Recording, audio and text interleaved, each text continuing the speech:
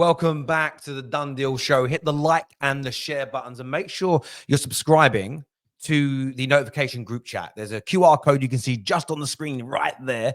Get into that group chat. We put all the links to all of our shows and our uploads.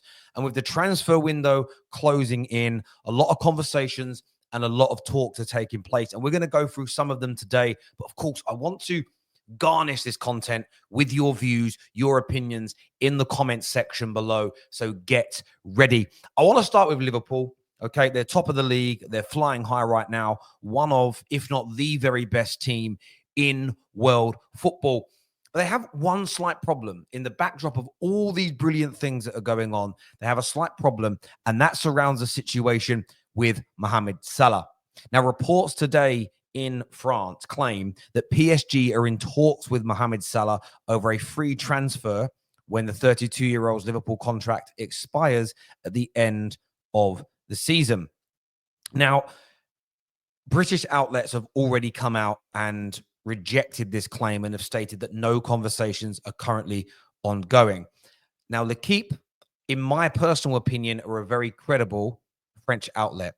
I remember about 3 years ago, in fact, and this always stands out to me because it was the day I got my hair transplant. So I remember it thoroughly. L'Equipe stated that Pochettino was going to be fired at the end of the season by PSG and nothing that he could do would turn that around.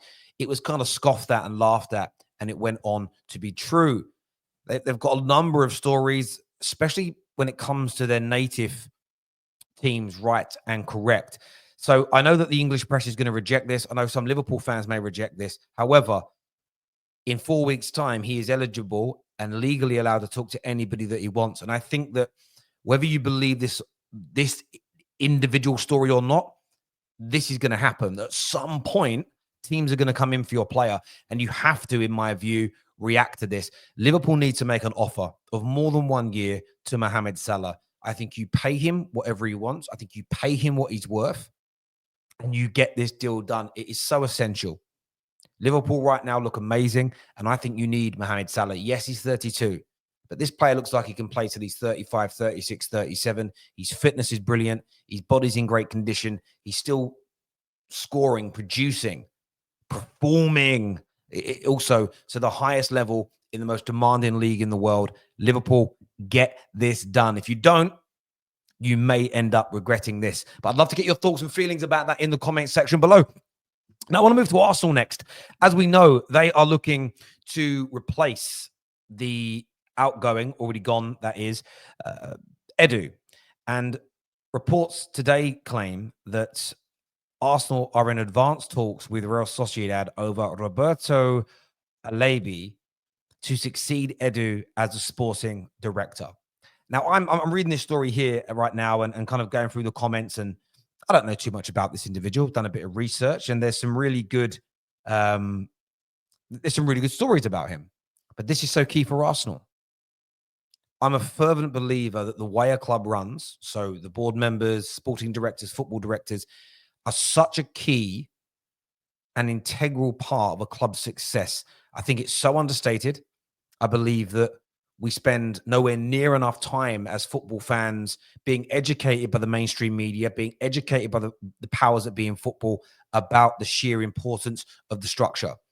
You look at Liverpool, when you've got a good structure, when you are run in the correct way from a footballing perspective, you can lose a manager like Jurgen Klopp and you bring in a slot and it's like nothing's changed. When Manchester City changed managers and Pep leaves, the new guy coming in is not going to fall off, not going to become a 5th place, 6th place, 7th place team because there's going to be continuity. And that stems from these sporting directors. I said when Edu went, I think Edu has taken Arsenal as far as he can.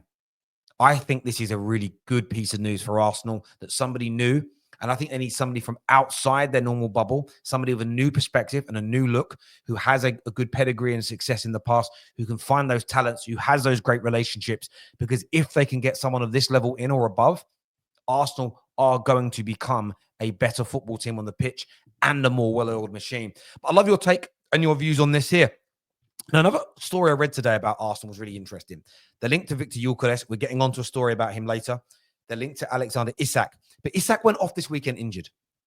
And when he went off injured, there was a number of Arsenal fans who I follow and stuff across social media who essentially said, I think we need to look elsewhere. The injury record of Isak is a problem and is a concern when you think of how much money it would cost to buy him, the salary that he would demand. Are you going to get the availability to match the technical ability? And I came across an article today that I wanted to share with you. And it says, forget Isak, Arsenal must sign the new Bergkamp in Man United transfer hijack. That was a headline.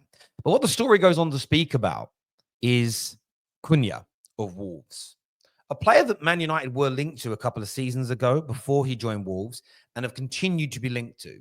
He's a player that I want to say he came from Atletico Madrid. That's just in my head. If I've got that wrong, correct me in the comment sections. But when he first came to the Prem and was linked to Premier League clubs, there was a little bit of a, he isn't that good. He's a little overrated. There's no end product. But what we have seen Cunha become in the Premier League is a very well-rounded, energetic, available player with a good level of output. And I believe in the right team and structure, higher quality around him, you could see even more goals, even more assists, even more dictating of the play. And he does that brilliantly for Wolves.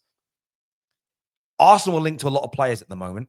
Terrace always gets a little bit of stick because we talk about those links as we do with all of the top 6 clubs. But we always get stick when it comes to Arsenal. We've seen them linked to Williams. We've seen the links to Gyökeres. We've seen the links to Isak. Some of the claims make it sound like the deals are getting closer. The Isak one hasn't really changed from an Arsenal standpoint. This is a fan opinion. But I wanted to run this by the Arsenal fans who watch the Football Terrace. How do you see this? Should it be a player like Cunha?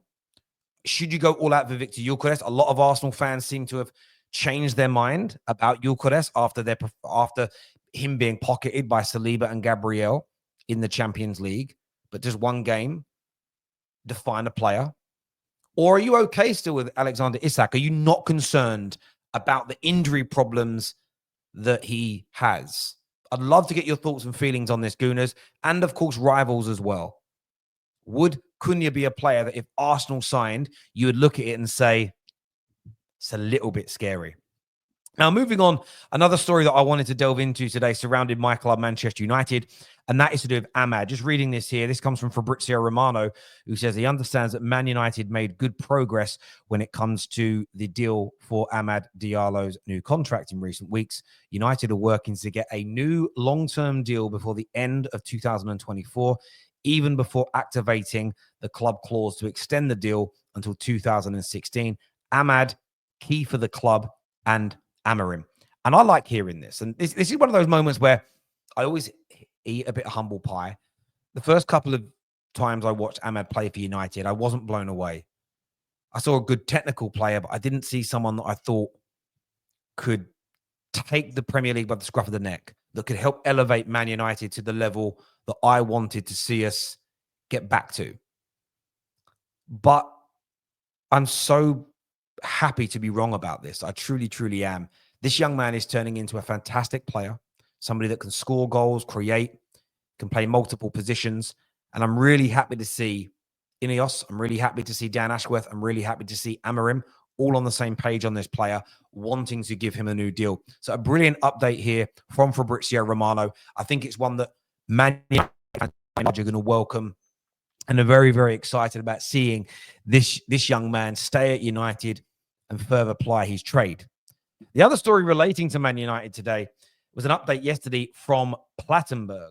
And Plattenberg says Manchester United have now made initial concrete talks regarding Viktor Gyökeres and a potential move in the summer. The Red Devils are now fully involved. He says, however, this will require a sale first. Man City are also intensifying their efforts in recent days. Hugo Viana is currently pushing hard in the pursuit of Viktor Gyökeres. I was reading a different update to what was on the screen, but it's all from Plattenberg. Now, everybody knows I'm a big fan of Viktor Gyökeres. I like the way he plays. I like his link-up play. I like his hold-up. I think he's got great technical ability, speed, power. And many will say, Terry, why do you need more strikers? You've got Xerxes, you've got Rasmus Højlund. I don't care. Call me greedy if you want. I want us to go out there and try and buy the best possible. Maybe by the end of the season, Xerxes and Rasmus are looked at as two strikers that can lead the line for the next 3, 4, 5 years at Manchester United. Maybe by the end of the season, they don't. So at this particular moment, Man United have to start working on future strikers, backup plans if you want, backup plans to it not working. A contingency should Rasmus go 6 months now without scoring. Xerxes scored a brace at the weekend, doesn't score again until the final day of the season, no matter how much coaching he gets. We have to have a contingency plan. I would much rather be pursuing a new striker and then pull out of that deal because my current strikers are good enough than say we're not going to do any work towards a new striker because we have two, they flop, and then we're starting the summer flat-footed in the pursuit of a new number 9. Now, I'd be gutted if Man City were to sign him. I think he'd be phenomenal for them. I think Arsenal should be all over this because there's talks he's available for 50 million euros. Now, in the grand scheme of things, that's what, 38 to 40 million pounds? Let's say he flops. It's not a huge waste of money in the modern day game. Of course, I'd love 38 million pounds myself. It's a lot of money, but it isn't a huge amount. It isn't a colossal amount. It isn't a sort of unrealistic amount of money in the modern day game of football. And I feel that Man United should be pursuing this. I think Arsenal should. City may look at it. I think every single top 6 team in the Premier League, maybe barring Spurs because you've got Solanke. No, scrap that. I think he's better than Solanke. And I like Solanke. I think he's very, very good. But look, give me your thoughts and feelings, Man United fans. Should we be pursuing this deal in your opinion or not? Arsenal fans, do you want him? City, could this be an individual that comes in and gives you more of a string to your bow than what Haaland does, especially if you're not creating him the chances? Give us your thoughts and feelings in the comment section below, people. I want to thank everybody that has tuned in. It's always I'm always so honored and humbled by the amount of you that turn up each and every single day. Until next time, take care. Goodbye. God bless. And also, studio is going to be finished very soon. We had to delay it, but a few things going on. It'll all make sense very soon. Very excited to show you what this is going to look like when it's all done. Take care. Goodbye. God bless. And we'll see you soon. Peace.